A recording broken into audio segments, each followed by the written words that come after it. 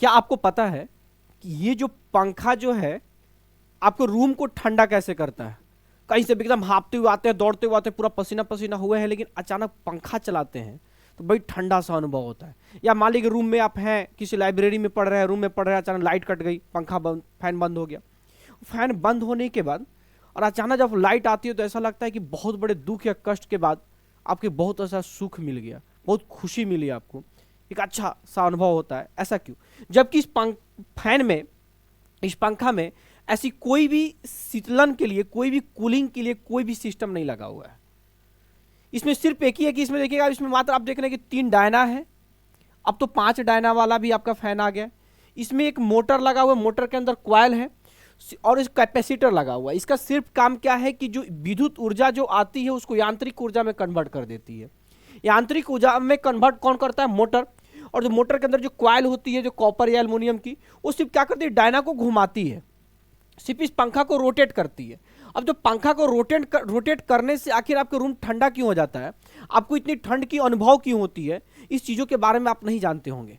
आइए इसको बहुत जल्द हम बताते हैं। आप थोड़ा वीडियो को अंत तक देखिएगा और आज जो है आप पूरे पंखे के कंसेप्ट को समझेंगे कि पंखा में एसी जैसी कोई भी कूलिंग सिस्टम नहीं होने, क्योंकि एसी में क्या होता है? कूलिंग सिस्टम होती है, उससे ठंड हवाएं अंदर आती हैं। लेकिन पंखा में हम लोग ऐसा बोलते हैं कि पंखा ठंडा हवा दे रहा है। पंखा ठंडा हवा बिल्कुल नहीं देता, इसमें हवा देने का कोई कंसेप्ट नहीं है एसी की तरह। लेकिन फिर रूम को ठंडा क्यों होता है? आप पूछोगे सर फिर रूम को ठंडा कैसे करेगा, हम लोग को ठंडा अनुभव क्यों होता है? अगर ठंड हवा नहीं देती तो अनुभव कैसे होता है? तो आइए इस कंसेप्ट को समझते हैं। हमारे वीडियो को अंत तक बने रहेगा और अच्छा लगे तो इस वीडियो को शेयर भी जरूर कीजिएगा, सब्सक्राइब भी कीजिएगा।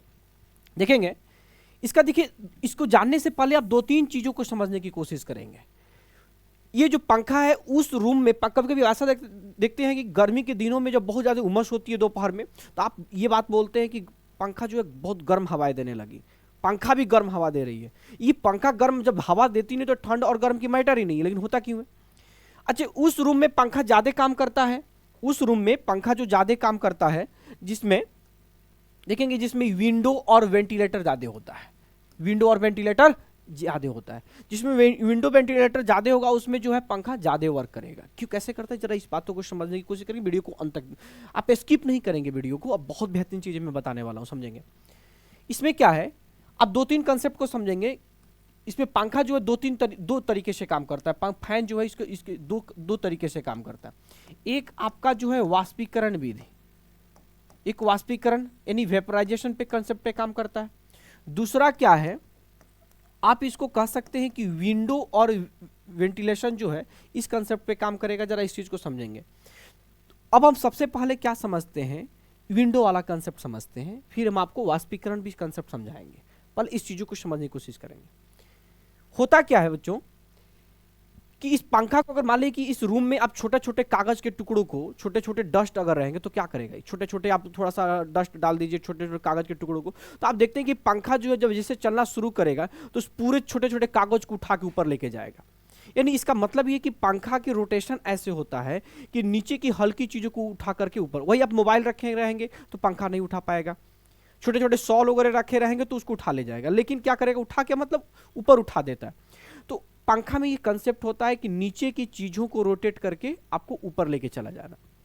अच्छा, वही चीज ऊपर जाएगा जो हल्का होगी, जो पंखा के कैपेसिटी के हिसाब से हल्की होगी, उसको उठा के छोटे छोटे कागज रखे रहेंगे उसको भी उठा के इधर उधर कर देगा। इसका मतलब ये है कि जब पंखा चलेगी तो नीचे की हवा जो ऐसे नीचे जो हवा है आपका, जो आपके शरीर के आसपास, आपके बेड के आसपास, उस हवा को कहाँ लेके चल जाती है, ऊपर लेके चल जाती है। कहाँ लेके जाएगी, ऊपर लेके। आइए हम देखते हैं इसके पहले वाली चीज़ समझें। पंखा मान लीजिए के रूम में चल रहा है और यहाँ पे आपकी बहुत सारी हवा भरी हुई है, समझेंगे, हवा भरी हुई है, क्लियर। अब क्या होता है कि जैसे ही हवा को क्या करेगी, इस हवा को क्या करेगी, ये पंखा चलेगी तो ऊपर लेके जाएगी, पंखा ऊपर लेके जाएगी। अब यहाँ से इसमें हवा 2 प्रकार की होगी।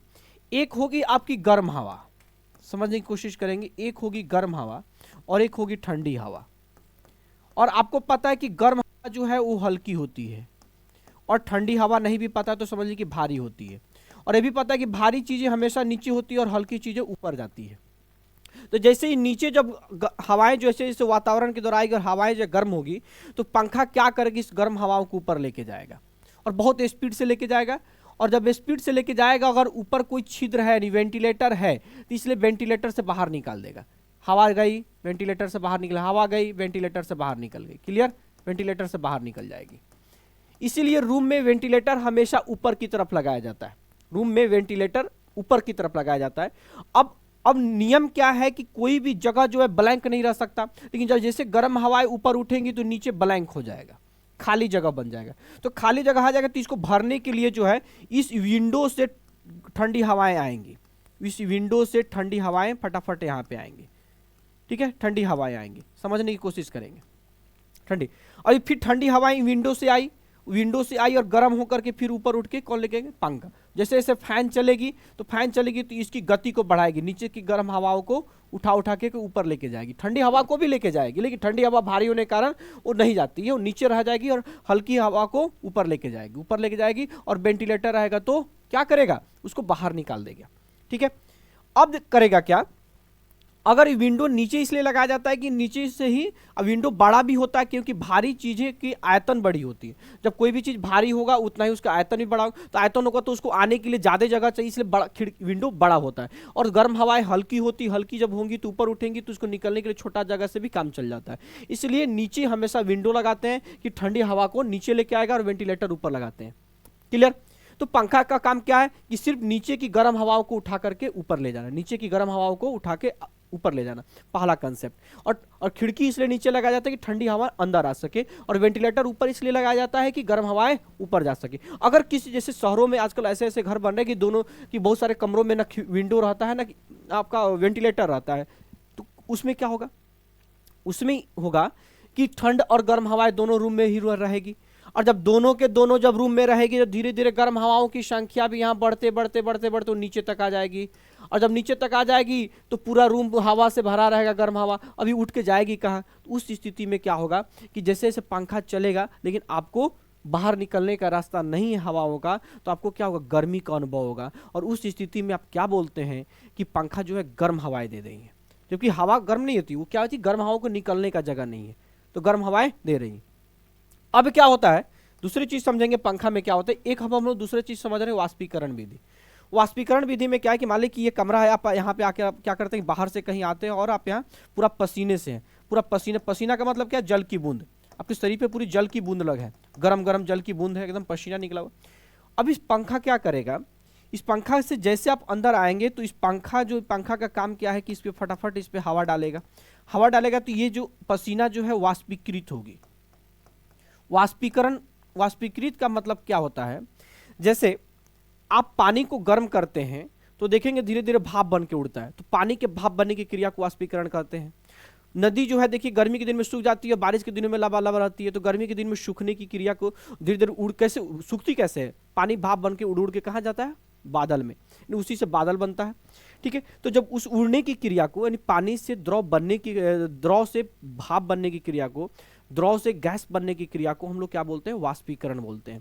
तो इसका मतलब ये पानी है, क्योंकि जो पसीना है, अगर ये पसीना है तो पसीना पानी के रूप का है, और पसीना जब पानी के रूप का है तो पानी धीरे धीरे वाष्पीकृत होकर उड़ेगी, कहाँ जाएगी, पंखा क्या करता है, पंखा इसको वाष्पीकृत करके उड़ाएगी, उड़ा कर कहाँ ले जाएगी, ऊपर लेके जाएगी, रूम में आपके शरीर से अलग करेगी। जैसे क्योंकि जब तक पानी था, पसीना था, तो आपके शरीर पे था, जब वो भाप बन जाएगी तो शरीर से अलग हो जाएगी, जब शरीर से अलग हो जाएगी तो शरीर पे वो जो गर्मी था, पसीना, तो ब्लैंक हो जाएगा, तो आपको क्या अंदर से फिर से पूरा पसीना आएगा, अंदर से ठंडी ठंडी पसीना बाहर निकलेगा, जो बाहर निकले तो आपको ठंडा का अनुभव होगा, क्लियर।